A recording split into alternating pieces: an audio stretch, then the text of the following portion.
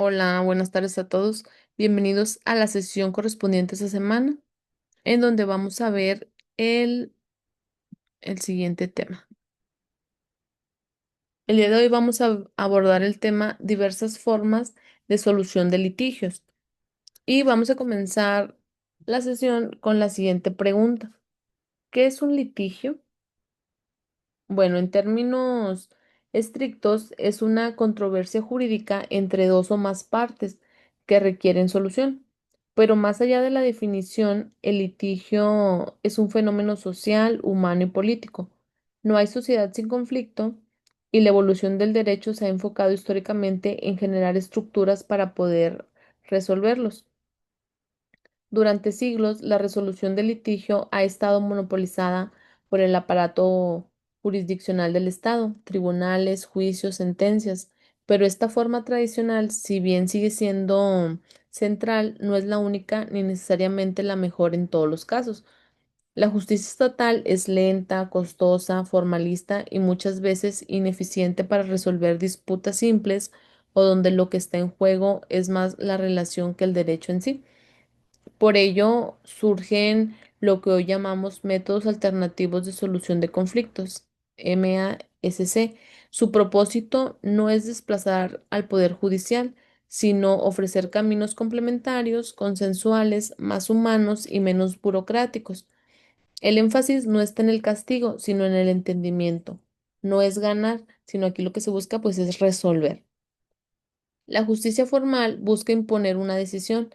La justicia consensuada, por el contrario, busca construir una solución con las partes. Este giro ha sido adoptado en todo el mundo, incluido México, con reformas constitucionales y legales que reconocen mecanismos como la mediación, la conciliación, el arbitraje y la negociación asistida. Y pues vamos a ver la clasificación de los métodos de solución de litigios. La clasificación de los métodos para resolver conflictos no es arbitraria, sino que responde a su estructura, origen y finalidad. Una de las de las divisiones más importantes en este métodos autocompositivos y heterocompositivos. Los métodos autocompositivos son aquellos donde las partes resuelven el conflicto por sí mismas, con o sin ayuda de un tercero. Aquí entran la negociación directa, la mediación y la conciliación. En los heterocompositivos, en cambio, la solución la impone un tercero imparcial, un juez, un árbitro o un tribunal. Esta distinción es vital porque en el primer grupo hay consentimiento, mientras por otra parte en el segundo hay una autoridad. Otra clasificación los divide en judiciales y extrajudiciales. Por ejemplo, la conciliación ante el Poder Judicial sigue siendo un proceso judicial, mientras que la mediación privada no lo es. También se diferencian los métodos unilaterales con el desistimiento, bilaterales como la transacción y plurales como la mediación multilineal. Finalmente, algunos métodos son voluntarios, se usan si las partes así los desean, mientras que otros pueden ser obligatorios. Por ejemplo, cuando la ley exige agotar la conciliación antes de demandar.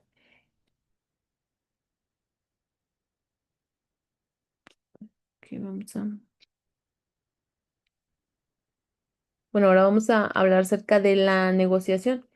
La negociación es el método más antiguo y natural de resolución de litigios. Se basa en el diálogo directo entre las partes sin necesidad de intermedios. Aunque simple en apariencia, la negociación es una técnica compleja que requiere habilidades, preparación y también requiere de estrategia. Existen dos tipos principales de negociación. Una son la disruptiva y la integrativa. Vamos a ver primero la disruptiva. Esta es cuando las partes compiten por un recurso limitado, como en un reparto económico.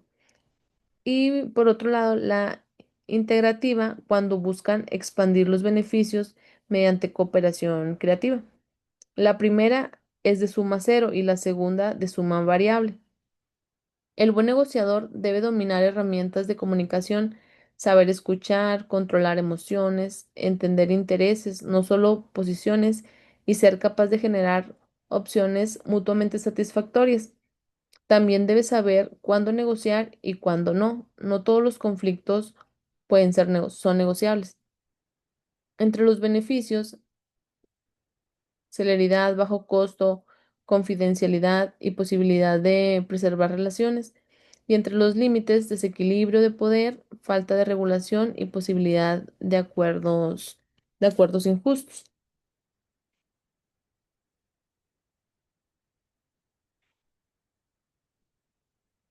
Bueno, ahora vamos a hablar acerca de la mediación. La mediación es un método autocompositivo, pero asistido. A diferencia de la negociación directa, aquí interviene un mediador neutral que guía a las partes para que construyan su propio acuerdo. No impone, no decide, pero sí estructura el diálogo, equilibra el poder y evita bloqueos comunicativos.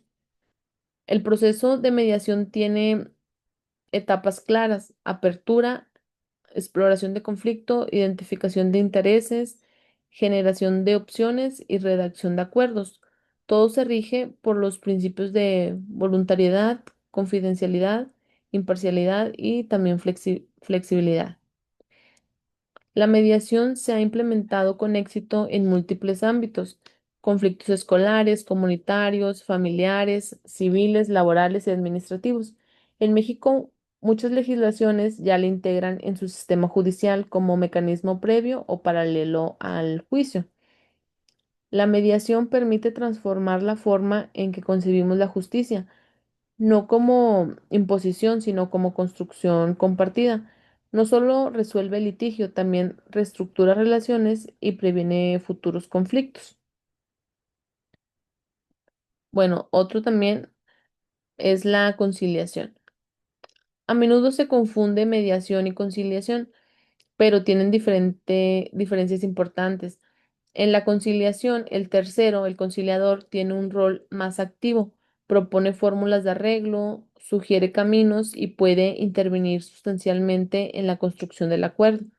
Y la conciliación judicial se realiza ante jueces o funcionarios judiciales, como ocurre en materia laboral o familiar. La conciliación administrativa puede darse, por ejemplo, ante Profeco, Conducef o autoridades fiscales. En ambos casos, el objetivo es evitar llegar a un juicio. El convenio conciliatorio que se firma tiene efectos legales plenos, puede ser exigible y homologado jurídicamente. Por eso deben cuidar su redacción y asegurarse que no vulnere derechos irrenunciables.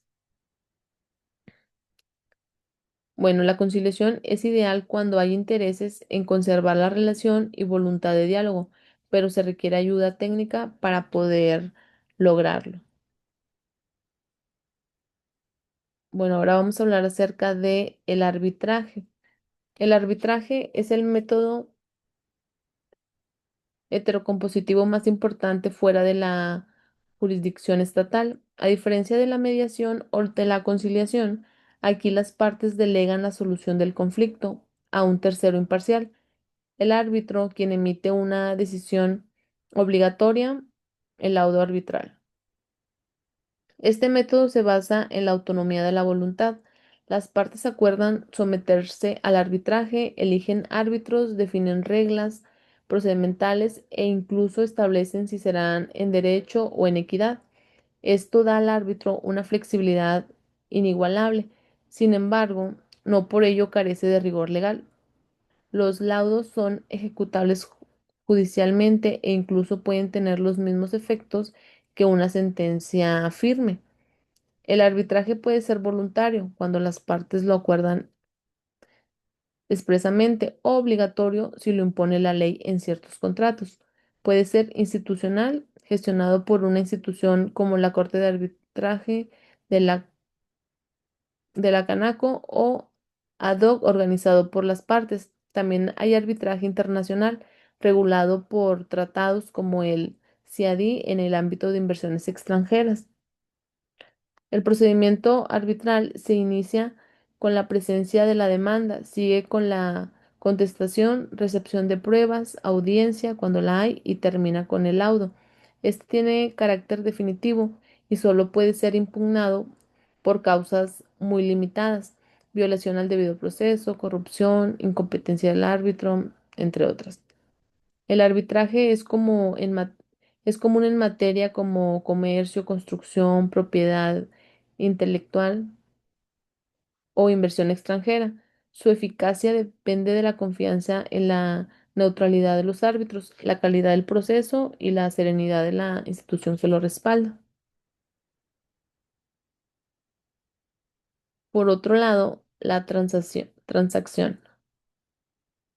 La transacción es un contrato mediante el cual las partes haciéndose concesiones recíprocas terminan un litigio pendiente o previenen un litigio futuro.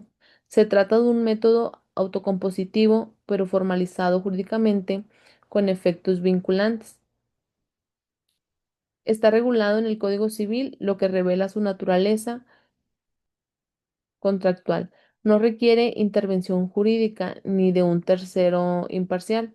El elemento clave es la concesión recíproca. Cada parte cede en algo para lograr un acuerdo satisfactorio. La transacción puede realizarse antes, durante o después del proceso. Incluso puede homologarse jurídicamente para darle fuerza ejecutiva. Tiene efectos de cosa juzgada, lo cual significa que no puede volver a litigar sobre lo mismo. No debe confundirse con la conciliación, que requiere la intervención de una autoridad, ni con una sentencia, que es una decisión unilateral del juez. En la transacción, el acuerdo surge del diálogo entre las partes y tiene la forma de contrato. Es útil en materia civil, mercantil y laborales y permite evitar largos juicios y reducir costos y preservar también relaciones.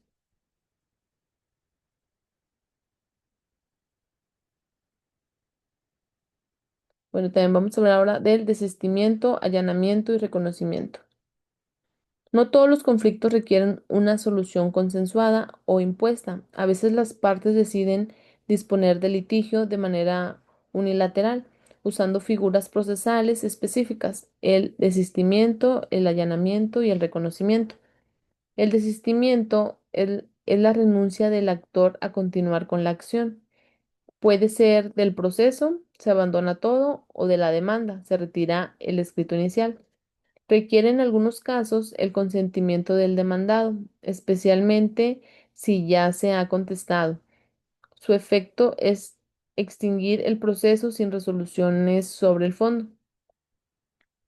El allanamiento, por otro lado, es la aceptación total o parcial de la pretensión del actor por parte del demandado. Si es completo, el juez puede dictar sentencia sin mayor trámite. Se ve frecuentemente en juicios de pago, arrendamiento o responsabilidad civil. El reconocimiento de hechos, en cambio, no implica aceptar la pretensión, pero sí admitir con ciertos hechos alegados por la contraparte. Esto simplifica la prueba, acota la litis y facilita una resolución más rápida. Estas figuras revelan que el proceso también puede cerrarse sin acuerdo ni sentencia cuando una de las partes reconoce, renuncia o no desea ya seguir. Requieren plena capacidad de ejercicios y deben manifestar de forma clara, sin vicios, lo que se quiere. Bueno, por otro lado, mecanismos alternativos en el ámbito administrativo. En el campo del derecho administrativo, los mecanismos alternativos también tienen presencia. Aquí el conflicto es entre un particular y la autoridad, lo cual complica la solución amigable. Sin embargo, existen formas institucionales para resolver litigios sin juicio. Uno de ellos es la conciliación administrativa. Por ejemplo, en Profeco las partes consumidor y proveedor pueden alcanzar acuerdos ante un conciliador. En Conducef, los usuarios financieros pueden negociar con bancos y aseguradoras y en pro de los contribuyentes discuten con el SAT sus diferencias fiscales. Otro mecanismo es el procedimiento de revisión o inconformidad, en el cual el afectado por un acto administrativo acude a la propia autoridad para que revise su decisión. Aunque parece contradictorio, en la práctica muchas autoridades rectifican errores para evitar juicios. También habla de una justicia administrativa negociable, donde las autoridades buscan resolver conflictos mediante acuerdos previos, regularizaciones o autocorrecciones. Esto se ve, por ejemplo, en fiscalización, verificaciones o clausuras. Estos mecanismos permiten al Estado ser más eficiente, menos punitivo y más conciliador. Además, este acercan al ciudadano a la administración, reducen la carga de tribunales y evitan tensiones innecesarias.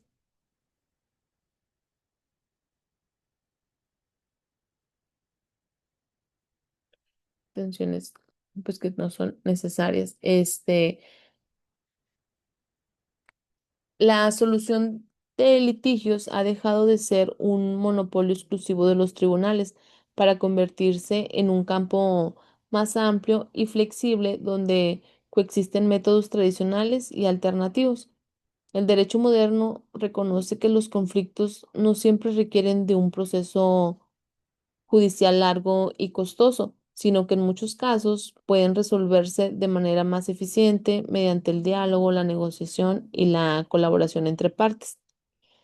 Los métodos alternativos de solución de conflictos, como ya vimos ahorita, ¿verdad? Como la negociación, mediación, conciliación, arbitraje y transacción, representan una evolución hacia una justicia que sea más humana y más consensuada, donde se privilegia la preservación de las relaciones, la rapidez en la resolución y la reducción de costos. Estos mecanismos no sustituyen al proceso judicial, pero sí lo complementan, ofreciendo opciones más adecuadas según el tipo de disputa que se tiene. Cada método tiene sus ventajas y sus limitaciones. La negociación es directa, pero puede ser desigual. La mediación fomenta acuerdos colaborativos. La conciliación brinda apoyo técnico con valor legal. El arbitraje ofrece certeza y fuerza vinculante. Y la transacción permite acuerdos con efectos jurídicos de cosa juzgada. Incluso figuras procesales como el desentendimiento, allanamiento o reconocimiento permiten poner fin a litigios de forma unilateral. En el ámbito administrativo, también se han consolidado espacios como Profeco, Conducef o Prodecon, ¿verdad? Como ahorita se mencionaron, donde se busca acercar la justicia al ciudadano y resolver controversias sin necesidad de juicios. Todo esto refleja una tendencia global hacia la diversificación de mecanismos que fortalecen la cultura de paz y la confianza social en la justicia. Y pues podemos ver también que la pluralidad de formas de solución de litigios es indispensable para poder responder a la complejidad de las relaciones humanas actuales. Su correcta aplicación depende de la naturaleza del conflicto, la voluntad de las partes y la ética de los profesionales del derecho. El abogado del siglo XXI debe ser no solo un litigante, sino un facilitador de soluciones justas, equitativas y sostenibles, recordando que la mejor victoria muchas veces es la que evita llegar al juicio. Y aquí a manera de conclusión, concluimos pues este tema, ¿verdad? ¿Por qué promover formas alternativas de solución de litigios? Porque el modelo clásico, aunque necesario, es insuficiente. Aunque es necesario, ¿verdad? Pues es insuficiente. No todos los conflictos requieren un juez. una sentencia y un largo proceso. A veces lo que las partes necesitan es diálogo, creatividad y voluntad. Cada método tiene sus ventajas: celeridad, economía, confidencialidad, flexibilidad, perseverancia de relaciones, protagonismo de las partes, pero también tienen inconvenientes, ¿verdad? Desequilibrio de poder, falta de coerción, riesgo de acuerdos injustos, escasa cultura jurídica en algunos sectores. Por ello, no se trata de elegir un método por moda o un método por ver cuál es el más rápido, ¿verdad? Sino de analizar cada caso y cada contexto. En un conflicto jurídico puro o también humano, o sea, hay que hacernos estas preguntas. ¿Existe buena fe? ¿Hay voluntad de ceder? ¿Se requiere una decisión firme? Las respuestas pues van a ir guiando el camino más adecuado. Además, hay un desafío ético. El abogado no solo debe ser experto en técnicas, sino que también promotor de soluciones justas, sostenibles y soluciones humanas. No debe fomentar el pleito si puede prevenirlo. El profesional del siglo XXI debe dominar los métodos alternativos, entender el conflicto más allá del papel y ser agente de paz. Aquí por último, recordemos, litigar no siempre es ganar, como se mencionó. A veces la mejor victoria es la que no requiere de una sentencia.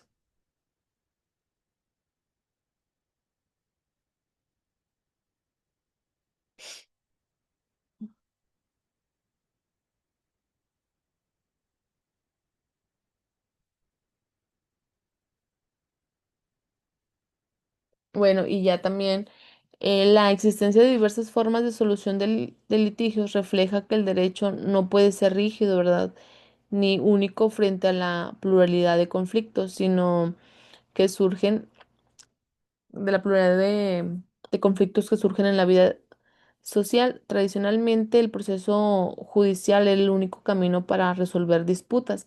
Sin embargo, se ha demostrado que este modelo es lento, costoso, formalista y en ocasiones incapaz de atender la verdadera raíz del conflicto. Por ello, han cobrado fuerza los llamados métodos alternativos de solución de conflictos, que buscan un enfoque pues más humano, consensual y flexible.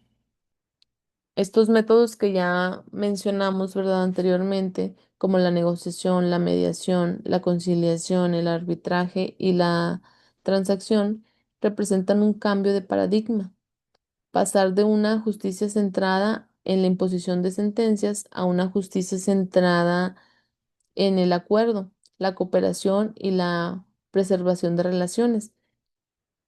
Cada uno responde a distintos contextos. La negociación es el punto de partida natural. La mediación permite equilibrar la comunicación. La conciliación ofrece un rol activo de terceros especializados. El arbitraje asegura una decisión vinculante con rapidez y la transacción otorga certeza jurídica con efectos de cosa juzgada. Incluso figuras como el desentendimiento, allanamiento o reconocimiento revelan que las partes tienen capacidad de disponer de sus litigios sin necesidad de una resolución judicial completa. En el ámbito administrativo, la implementación de instancias como Profejo, Conducef o Prodecon han fortalecido la cultura de acuerdos en conflictos de consumo, financieros o fiscales. Esos espacios acercan la justicia a los ciudadanos, reducen la carga de tribunales y fomentan también las soluciones más ágiles.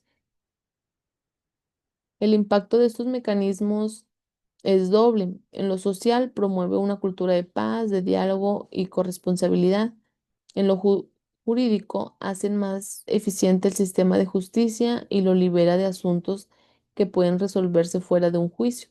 Sin embargo, existen retos, ¿verdad? Como la falta de cultura jurídica en algunos sectores, la resistencia a cambios por parte de abogados tradicionalistas y también los riesgos de desequilibrio de poder entre las partes. Finalmente, la ética del abogado se vuelve central en este panorama. Más que promover pleitos innecesarios, debe ser un facilitador de soluciones justas y sostenibles, entendiendo que la verdadera función del derecho es servir a la sociedad. En este sentido, los métodos alternativos no son una moda, sino una necesidad de los tiempos actuales, ya que permiten que la justicia sea más accesible, menos burocrática y más cercana a las personas. Bueno, ya con esto damos por concluido el tema, el tema del día de hoy. Ya por ahí en la plataforma les aparece la actividad entregable correspondiente a esta semana para que la realicen y ya la suban ahí en la plataforma. Y pues ya nos veríamos en la siguiente sesión para el siguiente tema. De mi parte es todo. Que tengan una bonita semana y nos vemos el próximo martes.